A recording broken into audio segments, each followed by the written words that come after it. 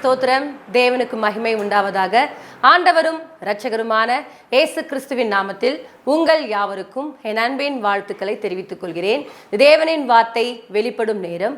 தேவ செய்தியின் தலைப்பு உடன்படிக்கை மாற்றிக்கொள்ளாதவர். என் அன்பு சகோதரனே சகோதரியே, இதனால கூட பாருங்க, ஆண்டவர் நம்மோடு கூட ஒரு உடன்படிக்கை செய்தார் என்று சொன்னால் அந்த உடன்படிக்கையை மாறவே மாட்டார். அவர் சொன்னதை நிறைவேற்றுகிற ஒரு தேவன்.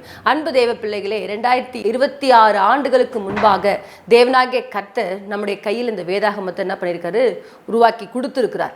ஆகவே இந்த வேதாகமத்தில் இருக்கிற இந்த வார்த்தைகள் எல்லாம் தேவன் நம்மோடு கூட பண்ணின உடன்படிக்கை, அதாவது நம்மோடு கூட பண்ணின ஒப்பந்தம். இந்த வார்த்தைகள் ஒருபோதும் மாறவே மாறாது.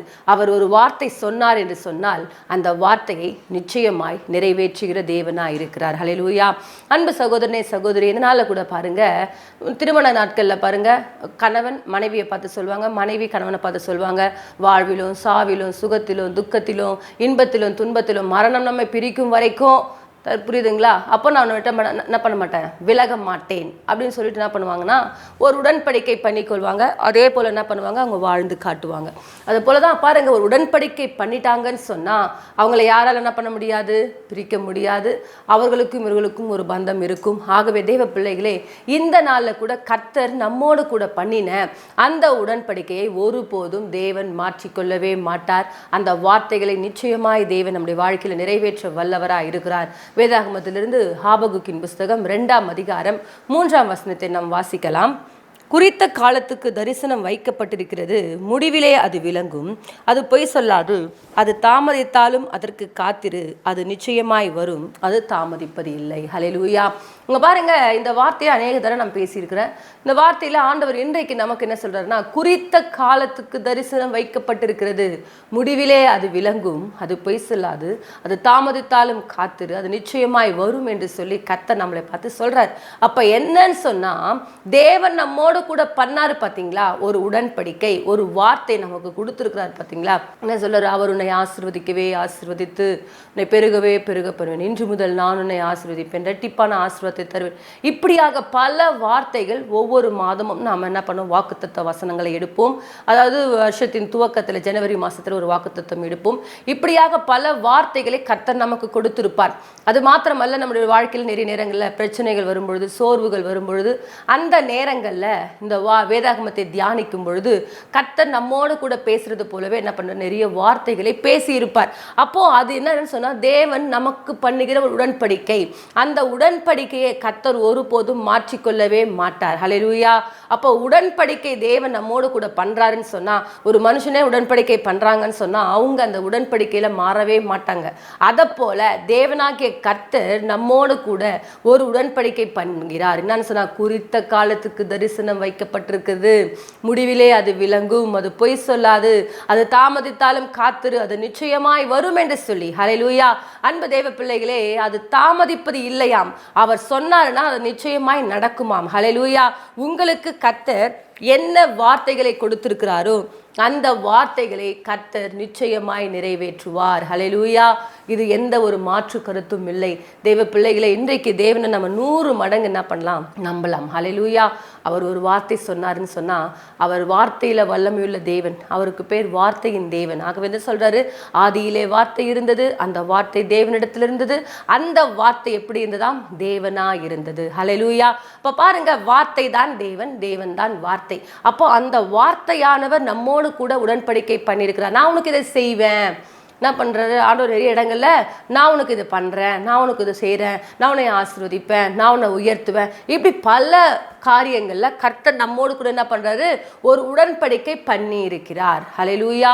அந்த உடன்படிக்கையை தேவன் ஒருபோதும் மாற்றிக்கொள்ளவே மாட்டார். ஒருவேளை தேவன் என்னோடு கூட நிறைய வார்த்தைகளை பேசியிருக்கிறாருங்க, அந்த வார்த்தைகளின் வாழ்க்கையில் பலிக்கவே இல்லைங்கன்னு சொல்லிட்டு ஒருவேளை சோர்ந்து போயிருக்கிறீங்களா?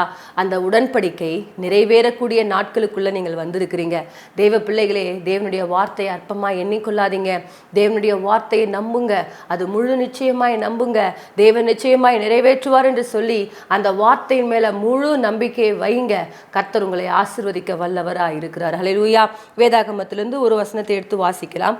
1 சாமுவேலின் புஸ்தகம் 18ஆம் அதிகாரம் 3ஆம் வசனத்தை நாம் வாசிக்கும் பொழுது, யோனத்தான் தாவீதை தன் ஆத்துமாவை போல சிநேகித்ததினால் அவனும் இவனும் உடன்படிக்கை பண்ணிக்கொண்டார்கள். ஹல்லேலூயா. இப்போ பாருங்க, யோனத்தான் தாவீதை என்ன பண்ண, தன் ஆத்துமாவை போல சிநேகித்ததினால அவனும் இவனும் ஒரு உடன்படிக்கை பண்ணிக்கொள்றாங்க. அப்போ பாருங்க, இன்றைக்கு தாவீதும் யோனத்தானும் நல்ல ஒரு உயிர் நண்பர்கள். இவர்கள் பாருங்க ஒரு உடன்படிக்கை பண்ணிக்கொள்றாங்க. ஒரு நாள் பாருங்க, சவுலும் யோனத்தானும் மரிச்சு போயிட்டாங்க. அங்கே இருக்கிறவங்க எல்லாம் என்ன பண்றாங்க, மரிச்சு போயிட்டாங்கன்னு சொல்லிட்டு அந்த செய்தி என்ன பண்றாங்க, வீட்டுக்குள்ள வந்து சொல்றாங்க. சொல்லும் பொழுது பாருங்க, மேவிபோசேத், அதாவது யோனத்தானுடைய மகன் இருக்கிறாரு. அந்த மகன் என்ன பண்ற, தூக்கி கொண்டு போகும்பொழுது அந்த தாதி என்ன பண்றாங்க, தூக்கி கொண்டு போறாங்க. போகும்பொழுது கீழே விழுந்து அந்த மகனுக்கு 2 காலுமே முடமாயிட்டு என்ன பண்றாரு, லோதேபாரில் இருக்கிறார். அப்போ லோதேபாரில் இருக்கும் பொழுது ஒரு நாள் என்ன பண்ணுறாருன்னா, தாவீது ராஜா இந்த விஷயத்தெல்லாம் என்ன பண்ணுறாரு, ஒரு நாள் என்ன பண்ணுறாரு, சவுளுடைய வேலைக்காரங்கிட்ட சீபா கிட்ட கேட்குறாரு.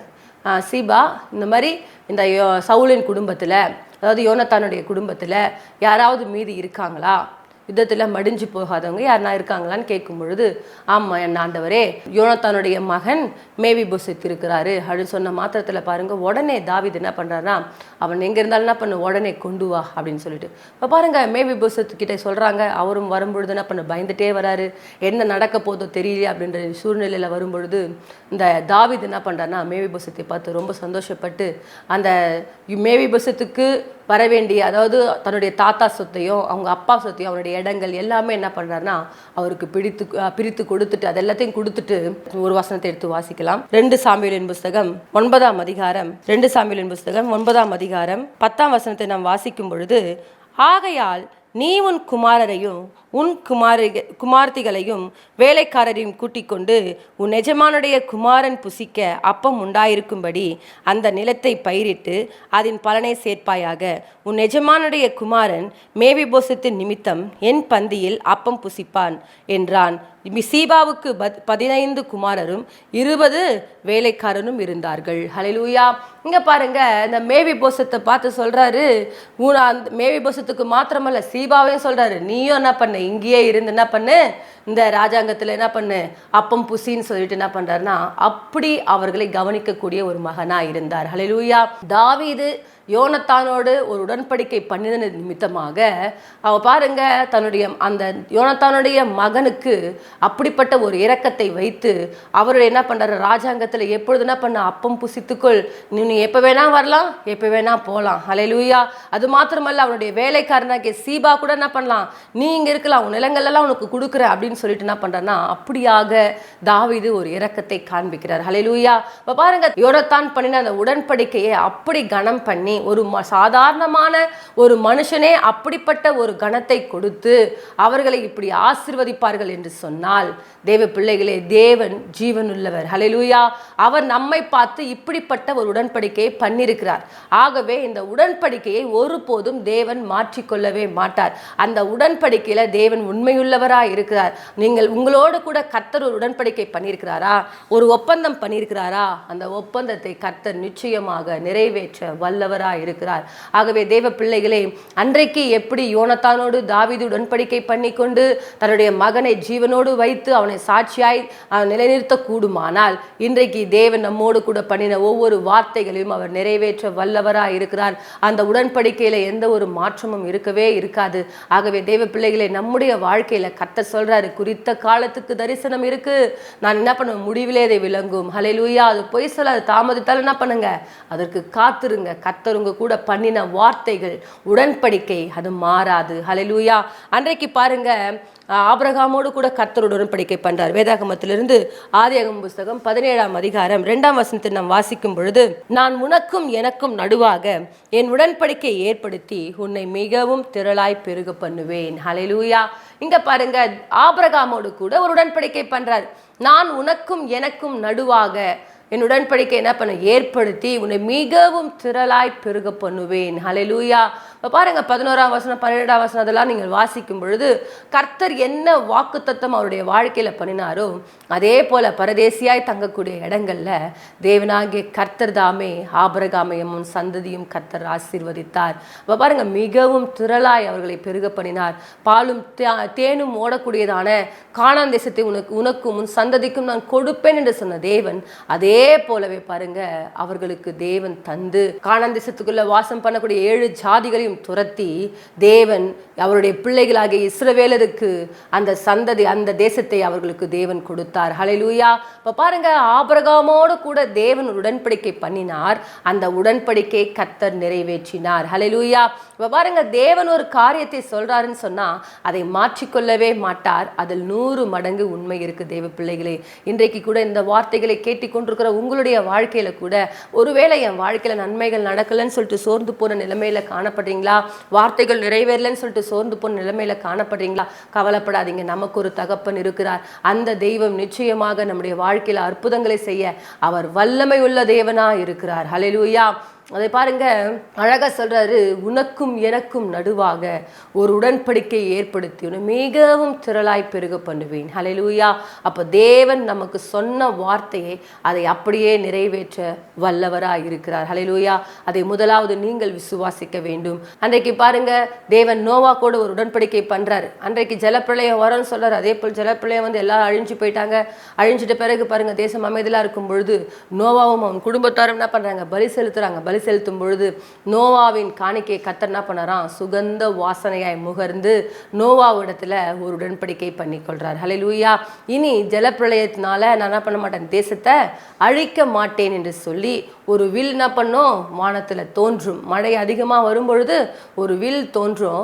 அப்பொழுது என்ன பண்ணது? தேசத்துல மழையினால நான் ஜலத்தினால என்ன பண்ண மாட்டேன், தேசத்தை அழிக்க மாட்டேன் என்று சொல்லி ஒரு உடன்படிக்கை. இப்போ பாருங்க இன்றைக்கு கூட நம்முடைய தேசத்துல அதிகமான மழை பெய்யும் பொழுது வானவில் என்ன பண்ணும்? அழகா வந்து மேகத்துல நிற்கும். ஏன்னு சொன்னா அன்றைக்கு நோவா கிட்ட கர்த்தர் பண்ணின அந்த உடன்படிக்கையை கர்த்தர் மாற்றிக்கொள்ளாதபடிக்கு இந்நாள் வரைக்கும் அதை நிறைவேற்றி வைத்திருக்கிறார். ஹல்லேலூயா. அன்பு தெய்வ பிள்ளைகளே, உங்களுடைய வாழ்க்கையில கூட கர்த்தர் ஒரு காரியத்தை சொன்னார் என்று சொன்னால், கர்த்தர் ஒரு காரியத்தை உங்களுக்கு செய்வேன் என்று சொன்னால் அதை நிச்சயமாக நிறைவேற்ற வல்லமை உள்ள தேவனா இருக்கிறார். ஹல்லேலூயா.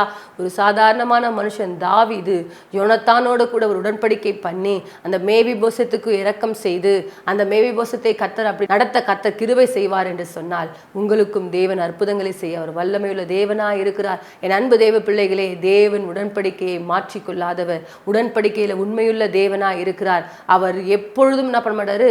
வார்த்தையில மாறாதவரா இருக்கிறார். ஹல்லேலூயா. ஒரு வார்த்தை சொன்னார் என்று சொன்னால் அது அப்படியே நிச்சயமாக 100 மடங்கு அவர் நிறைவேற்ற வல்லவரா இருக்கிறார். இன்றைக்கு எந்தெந்த காரியங்கள்ல நீங்கள் ஒருவேளை என் வாழ்க்கையில நன்மைகள் நடக்கலன்னு சொல்லிட்டு சோர்ந்து போன நிலைமையில் இருக்கிறீங்களோ, இன்றைக்கு இந்த வார்த்தையை கவனமாய் பிடித்துக் கொள்ளுங்கள். இந்த வார்த்தையை உறுதியாய் பற்றி கொள்ளுங்கள். அவர் நிச்சயமாக உங்களுடைய வாழ்க்கையில அற்புதங்களை செய்து தேவன் உங்களை உயர்த்த வல்லவராய் இருக்கிறார். ஹல்லேலூயா. அது மாத்திரமல்ல தெய்வ பிள்ளைகளே, தேவன் நமக்கிட்ட ஒரு வார்த்தை சொல்றாருன்னு சொன்னா அந்த வார்த்தையை நீங்கள் அப்படியே என்ன பண்ண உள்ளத்துக்குள்ள வைத்துக்கொண்டு ஒவ்வொரு நாளும் அதை தியானித்து கொண்டு தேவன் எனக்கு ஒரு உடன்படிக்கை பண்ணியிருக்கிறார், என் முற்பிதாக்களுக்கு உடன்படிக்கை பண்ணினாரு, என்கிட்டயும் உடன்படிக்கை பண்ணியிருக்கிறாரு, அதை நிச்சயமாய் நிறைவேற்றுவார். ஹல்லேலூயா. அன்றைக்கு இஸ்ரவேல் ஜனங்களுக்கு சொன்ன ஒரு வார்த்தை என்ன பண்ணலையாம்? தவறி போகவே இல்லையாம். அத்தனை வார்த்தைகளையும் தேவன் நிறைவேற்றி கொடுத்தாராம். ஹல்லேலூயா. அப்பொழுது இன்றைக்கு கூட உங்களுக்கு கர்த்தர் ஒரு வார்த்தை சொல்றாருன்னு சொன்னா அது ஒன்றும் தரையிலே விழுந்து போகவே போகாது.